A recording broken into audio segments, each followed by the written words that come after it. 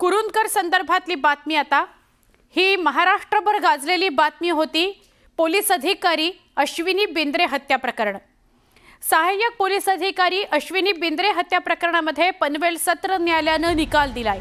या प्रकरणातील दोषी अभय कुरुंदकर याला जन्मठेपेची शिक्षा सुनावण्यात आलेली आहे। तर या प्रकरणातील इतर 2 दोषी असलेले आरोपी म्हणजे 6 आरोपी कुंदन भंडारी आणि महेश पळणीकर याला 7 वर्षांची शिक्षा सुनावण्यात आली आहे। 2016 मध्ये अश्विनी बिंद्रे यांची हत्या करण्यात आली। शरीराचे वुडकटरने तुकडे करण्यात आले आणि पुरावा नष्ट केल्याप्रकरणी न्यायालयाने अभय कुरुंदकरला दोषी ठरवलं। तर त्याचा साथीदार कुंदन भंडारी आणि महेश पळणीकर या दोघांनाही पुरावे नष्ट केल्याप्रकरणी दोषी ठरवण्यात आलेलं होतं। हे प्रकरण काय आहे त्यावर आपण नजर टाकणार आहोत। बघूया हे काय प्रकरण आहे। अश्विनी बिंद्रेची हत्या कशी झाली तर 11 एप्रिल 2016 चा दिवस अश्विनी बिंद्रे ड्युटीवर गेल्या आणि त्या ड्युटीवर गेल्या आणि परत कधी आल्याच नाही। 15 एप्रिल 2016 ला आनंद बिंद्रे यांना अश्विनीच्या फोनवरून एक मेसेज आला। कामानिमित्त मी 5-6 दिवस उत्तर प्रदेशला जातेय असं त्या मेसेजमध्ये लिहिलेलं होतं। 15 एप्रिल 2016 ला अश्विनी बिंद्रेच्या फोनवरून आनंद बिंद्रे यांना मेसेज गेला। नवी मुंबई पोलिसांचा अश्विनी बिंद्रेंच्या वडिलांना फोन आला। अश्विनी महिन्याभरापासून कामावर नसल्याचं तेव्हा उघड झालं, समोर आलं।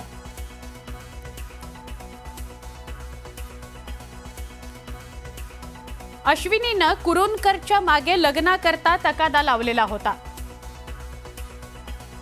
अभय कुरुंदकर पत्नी आणि मुलांना सोडायला तयार नव्हता। कुरुंदकरने कुऱ्हाडीने वार करून अश्विनीची हत्या केली।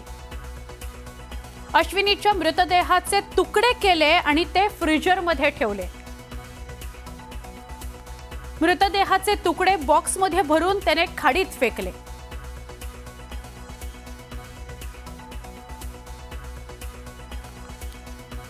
त्याला या प्रकरणी दोघांनी मदत केली। त्या दोघांना 7 वर्षाची शिक्षा सुनावण्यात आलेली आहे आणि स्वतः अभय कुरुंदकरला जन्मठेपेची शिक्षा सुनावली गेली आहे। पुढची बातमी बघूया। पूजा खेडकरची आतापर्यंत ठोस चौकशीच झालेली नाहीये असं न्यायालयाने नमूद केलं। सर्वोच्च न्यायालयाचं निरीक्षण आहे की पूजा खेडकर अजून समोर उभीच राहिलेली नाही आणि तिची समोरासमोर चौकशीच झालेली नाही। त्यामुळे पोलिसांसमोर हजर रहा असे निर्देश या पूजा खेडकरला न्यायालयाने दिले आहेत। सर्वोच्च न्यायालयाने पूजा खेडकरला हे निर्देश दिलेत की तुम्ही कुठल्याही परिस्थितीत समोर चौकशी करता हजर रहा, सहकार्य करा। चौकशीत सहकार्य केलं नाही तर कठोर आदेश न्यायालय काढेल असं सुद्धा पूजा खेडकरला सांगण्यात आलेलं आहे। नरेंद्र दाभोलकर हत्या प्रकरणातील जामिनावर सुटलेले संशयित विक्रम भावे यांच्या दाभोलकर आणि मी या पुस्तकाचं आज कोल्हापुरात प्रकाशन होत आहे। दाभोलकर हत्या प्रकरणात विक्रम भावे यांना अटक करण्यात आली होती। या हत्या प्रकरणात विनाकारण मला गोवलं गेल्याचा दावा संशयितांचा आहे। सनातन संस्थेशी निगडीत असलेल्या अनेकांना या प्रकरणी अटक करण्यात आली होती। पण आता या पुस्तकातून नेमकं भावे काय मांडतात याकडे सगळ्यांचं लक्ष आहे। हे पुस्तक म्हणजे निरपराध हिंदू व्यक्तींच्या सत्यनिष्ठतेची आणि अन्यायाविरुद्धच्या संघर्षाची कहाणी असल्याचा दावा विक्रम भावेंनी केलाय। त्यामुळे हे पुस्तक वादग्रस्त ठरण्याची शक्यता आहे।